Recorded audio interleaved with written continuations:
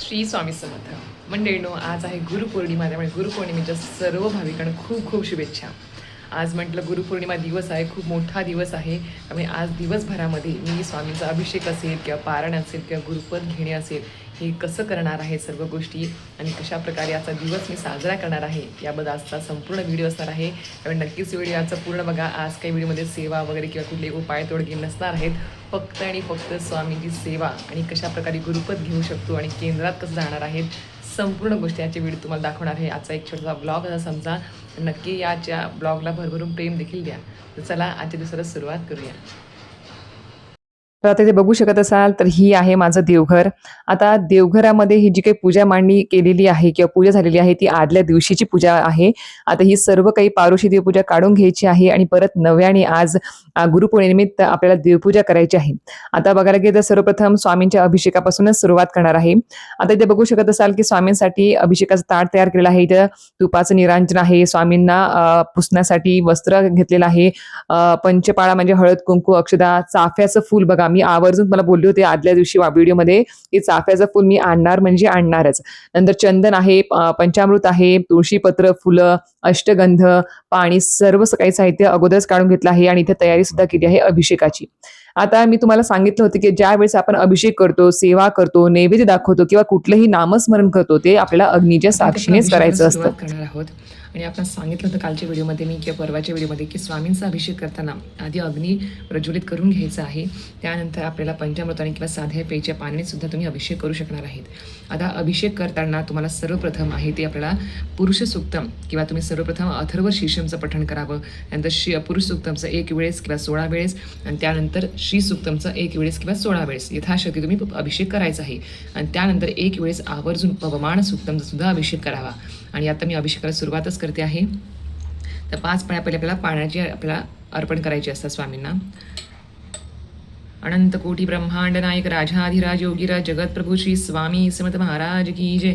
गंगा गोदावरी माता की जय. सद्गुरु परम पूज्य मोरे दादा की जय. सद्गुरु परम पूज्य गुरुमाऊली की जय. भारत माता की जय. श्री स्वामी समर्थ, श्री स्वामी समर्थ, श्री स्वामी समर्थ, श्री स्वामी समर्थ, श्री स्वामी समर्थ, श्री स्वामी समर्थ.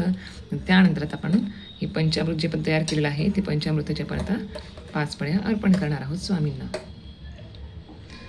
श्री स्वामी समर्थ, श्री स्वामी समर्थ, श्री स्वामी समर्थ, श्री स्वामी समर्थ, श्री स्वामी समर्थ, श्री स्वामी समर्थ, श्री स्वामी समर्थ, श्री स्वामी समर्थ, श्री स्वामी समर्थ, श्री स्वामी समर्थ, श्री स्वामी समर्थ, श्री स्वामी समर्थ. हे 5 पळ्या झालं की तर परत आपल्याला 5 पळ्या शुद्ध पाण्याच्या.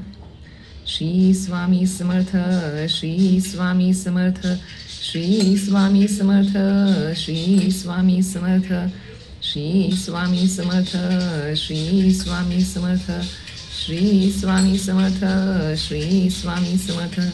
आता पंचामृताच्या आणि साध्या पाण्याच्या 5-5 पळ्या पाण्या आपण अर्पण केल्यानंतर आता आपल्याला याच्यावरती साध्या शुद्ध पेयच्या पाण्याने अभिषेक करायचा आहे मंत्रस्तोत्राचा.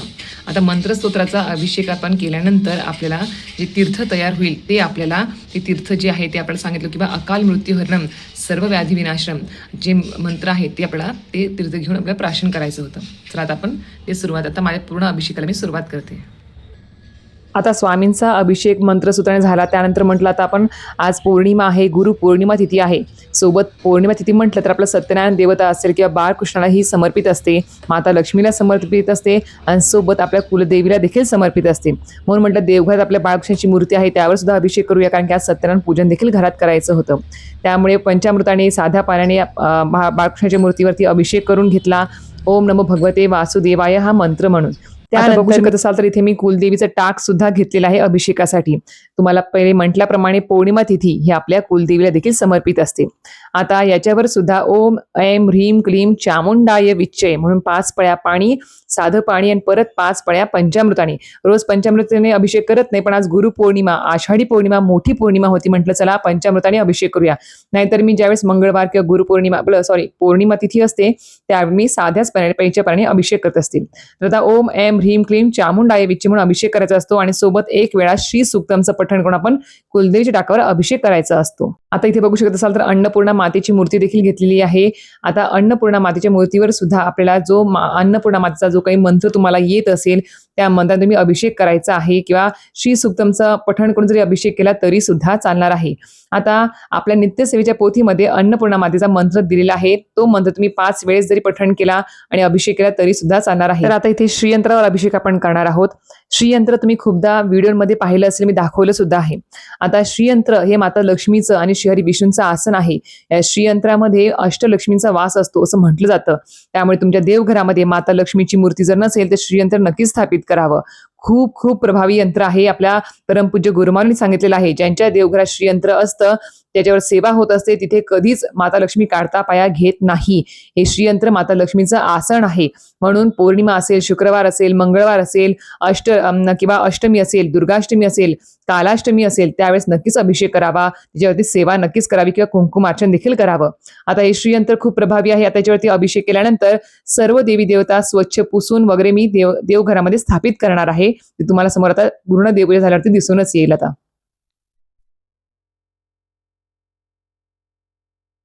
आता इथे बघू शकत असाल तर संपूर्ण देवपूजा करून घेतली मी. संपूर्ण देवपूजा काही दाखवली नाही, म्हटलं व्हिडिओ खूप मोठा होऊन जाईल. आता बघा इथे संपूर्ण देवपूजा करून अभिषेक करून सर्व काही परत देवता स्थापित केल्या आहेत देवघरामध्ये.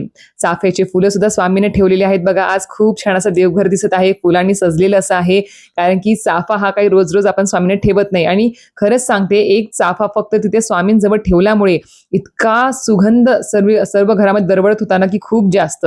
आणि बाळकृष्णाच्या मूर्तीला असेल किंवा विठू रखुमाईला असेल तुळशीपत्र मंजुळा अर्पण केल्या होत्या. इथे कवड्या सुद्धा आहेत, 7 कवड्या, ह्या पण मी खूपदा व्हिडिओमध्ये तुम्हाला दाखवलेल्या आहेत. त्याची सुद्धा पौर्णिमा तिथी असेल त्या दिवशी नक्कीच किंवा मंगळवारी का होईना आपण त्याच्यावरती अभिषेक करून पूजा करावी, पंचोपचार. आता हे आहे फोटो माझ्या स्वामींचा. मी खरं सांगेल माझे स्वामी का म्हणते, कारण की खरंच मी स्वामींना काही वेगळं समजत नाही, आपल्या कुटुंबातील एक व्यक्ती समजते. खरंच सांगते, हा आमच्या हॉलमध्ये असलेला खूप मोठा स्वामींचा फोटो आहे. इथे पण पूर्ण काही पूजा वगैरे झाली होती, अष्टगंध फुलं वगैरे अर्पण केली होती. आता चातुर्मास सुरू आहे म्हणून म्हटलं श्री विष्णू माता लक्ष्मीचे फोटो सुद्धा रोज पूजा करते आहे. फक्त पंचोपचार पूजा, दिवा वगैरे दाखवणे, धूप दाखवणे एवढंच. मंगल कलेश सुद्धा इथे स्वामींच्या फोटोच्या बाजूलाच मी ठेवत असते, कारण की देवघराच्या बाजूला थोडी अडचण होते, कधी सांडोट होऊ शकतं, म्हणून तिथे फोटो जवळच ठेवत असते. तर ते झालं. त्यानंतर म्हटलं तर चला लवकर सकाळी आता देवपूजा झाली आहे, सगळं काही झालंय म्हटलं तर लगेच आपण नित्यसेवा सुद्धा करून घेऊया. असं नाही की गुरुपौर्णिमा आहे, आपल्या स्वामी चरित्र सामर्थ्याचा एक पाठ देखील आज पूर्ण वाचायचा होता म्हणून नित्यसेवा करायची नाही, असं नाही. मी खरंच सांगते, माझ्या घरामध्ये अतिशयोक्ती नाही, पण माझ्या घरामध्ये माझे मिस्टर असेल किंवा मी असेल, आम्ही कधीच नित्यसेवा चुकवत नाही. कितीही काही असू दे, सणवार असू दे, पण नित्यसेवा वेळात वेळ काढून आम्ही करतच असतो. आता नित्यसेवा आधी सकाळी करून घेणार होते. त्यामध्ये 11 माळे श्री स्वामी समर्थ जप असेल, स्वामी चरित्र सामर्थ्याचे 3 अध्याय असेल, सोबत दुर्गा सप्तशती या ग्रंथाचं स्वामी चरित्राची पोथी आहे बघा, त्याच्या खाली दुर्गा सप्तशती ग्रंथाची पोथी आहे. तर त्याचे देखील 2 अध्याय रोज पठण करत असते. आणि ज्यावेळेस मला पठण करणं होत नाही त्यावेळेस मी सिद्ध कुंजिका सूत्रम आवर्जून पठण करत असते.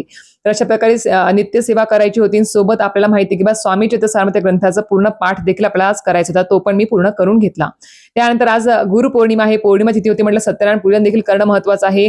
आता थोडाफार मध्ये गॅप घेतला, मुलीचा आवरलं, तिला शाळेत पाठवलं, त्यानंतर सर्व तयारी केली ती म्हणजेच एक 4 वाजेपर्यंत ती म्हणजे सत्यनारायण पूजेची. इथे पूजा वगैरे मांडून घेतली, बरोबर 4:30-5 वाजता मी पूजेला सुरुवात केली. सर्व साहित्य शिरा वगैरे तयार करून घेतला आणि मग पूजेला सुरुवात केली. आता ही पूजा जी आहे ते खरं सांगते, आपल्या घरामध्ये आर्थिक परिस्थिती खरंच बिकट असेल किंवा घरात धनधान्य टिकत नाही आहे, आर्थिक प्रगती होत नसेल तर नक्कीच सत्यनारायण प्रत्येक महिन्याच्या पौर्णिमेला आपल्या घरात नक्कीच करावं. मी सुद्धा करते आहे, तुम्हाला आजच्या व्हिडिओतून कळालं असेलच. मी खूपदा म्हणते पण लोकांना विश्वास बसत नाही, पण आज तुम्हाला कळालं असेल की मी सुद्धा सर्व सेवा करते ज्या तुम्हाला सांगते त्या. आणि कुंकुमार्चन सुद्धा केलेलं आहे बघा आज कुलदेवीच्या टाकावरती आणि श्रीयंत्रावरती. कुंकुमार्चन सत्यनारायण सगळं काही झालं. त्यानंतर मिस्टर म्हटले की हवन करायचं आहे मला, कारण की आमच्या घरामध्ये ज्यावेळेस शुभतिथी सणवार वगैरे असतात त्यावेळी आवर्जून हवन आम्ही घरामध्ये घरच्या घरी नक्कीच करत असतो. आता इथे तुम्ही बघू शकत असाल मिस्टर हवन करत आहेत. तुम्ही आता त्यांच्याच आवाजामध्ये हवन ऐका आणि मंत्र स्वतः देखील ऐकून घ्या. श्री स्वामी समर्थ स्वाहा, श्री स्वामी समर्थ स्वाहा, श्री स्वामी समर्थ स्वाहा, श्री स्वामी समर्थ स्वाहा.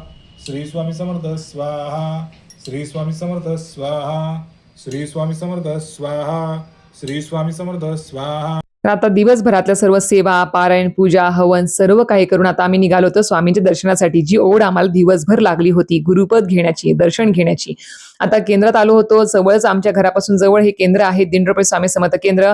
इथे बघा किती छान असा उत्साह आहे भक्तांचा, गर्दी बघा किती आहे, बाहेरचं जागा आहे आणि खूप छान केंद्र सजवलं देखील होतं. आता इथून तुम्ही मेन गाभारा बघा, गाभाऱ्यात किती गर्दी आहे भक्तांची. आता इथून तुम्ही बाजूला बघितलं तर ते एक जागा आहे बघा, इथे कंपाऊंड केलं आहे, ती आहे हवनाची जागा. इथे रोज हवन होत असतं.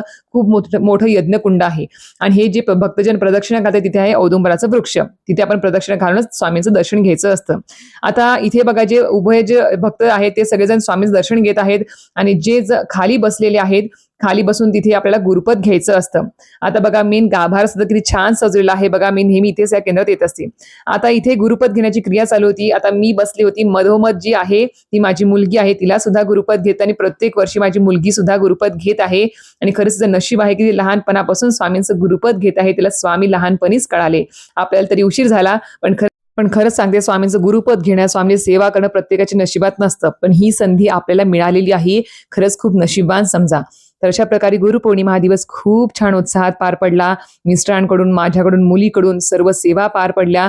यात खरं सांगते खूप खूप आनंद वाटला. आज स्वामींकडे काहीच मागितलं नाही, फक्त एवढंच बोलले की सदैव ह्याच जन्मात नाही तर येणाऱ्या प्रत्येक जन्मात तुम्हीच आम्हाला गुरु म्हणून लाभा.